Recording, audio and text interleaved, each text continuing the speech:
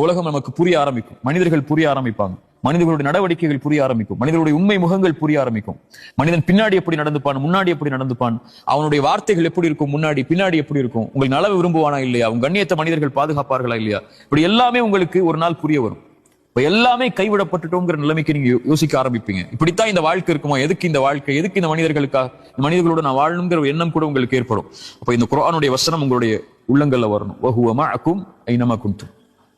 எங்க நீங்க இருந்தாலும், எந்த சூழ்நிலையில இருந்தாலும், எந்த மனிதர்கள் உங்களை கைவிட்டாலும், இந்த உலகமே உங்களை அங்கீகரிக்கவில்லை என்றாலும், அல்லாஹ் உங்களோடு தான், உங்களுடைய நிலைக்காகத்தான் அல்லாஹ் உங்களோட இருப்பான்.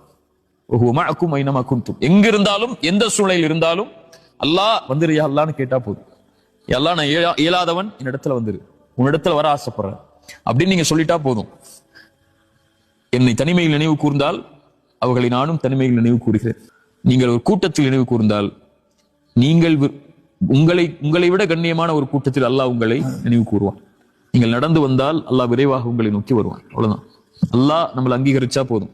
இந்த உலகத்துல யாருடைய அங்கீகாரமும் நிரந்தரம் அல்ல. இன்னைக்கு புகழக்கூடிய மனிதர்கள் நாளைக்கு இகழ்வாங்க. இன்னைக்கு இகழக்கூடிய மனிதர்கள் நாளைக்கு புகழ்வாங்க. இன்னைக்கு கெட்டவன் சொல்ற மனிதன் நாளைக்கு நல்லவன் சொல்லுவான். நாளைக்கு நல்லவன் சொல்லக்கூடிய மனிதன் அடுத்த நாள் கெட்டவன் சொல்லுவான். இதுக்கு பின்னாடியே நீங்க போய்கிட்டே இருந்தீங்கன்னா கடைசி வரைக்கும் வாழ்க்கை இவங்க பின்னாடிதான் இருக்கும். என்ன அல்லாஹ் அங்கீகரிச்சா போதும், அவனுடைய அங்கீகாரம் எனக்கு இருந்தால் போதும்னு என்னைக்கு நீங்க முடிவெடுக்கிறீங்களோ அன்னைக்குதான் வாழவே ஆரம்பிப்பீங்க. அது வரைக்கும் மனிதர்களுக்காகத்தான் வாழ முடியும்.